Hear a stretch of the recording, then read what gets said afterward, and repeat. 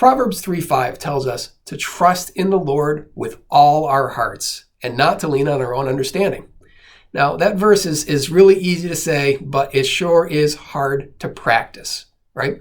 I mean, it takes some measure of letting go. It takes relinquishing control. It takes some measure of humility to admit that our own understanding is limited. But if we are able to approach God in humility, then there is an amazing blessing to be found here.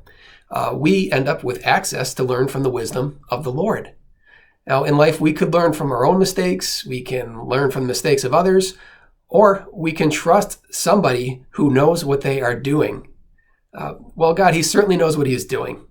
In fact, He is all-knowing. And partnering that with the fact that He loves us, then that should make it easy to trust Him with our whole hearts, just like the verse says.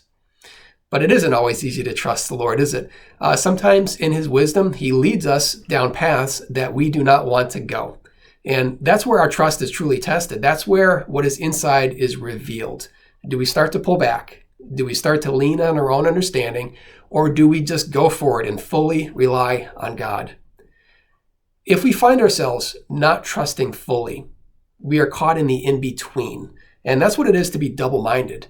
If we're double-minded, we'll end up unstable in all we do because we're dividing our trust. We're putting our trust in the Lord, but we're also pulling back a little bit and putting our trust in ourselves. Now, in contrast to that instability, we could choose to walk with security. We can be sure-footed. Instead of being unstable, we can know that our Lord's way is better than any way that we could ever come up with on our own. So today, let's walk with trust, let's walk with confidence, and let's receive the blessing that is found in the conclusion for our verse for the day.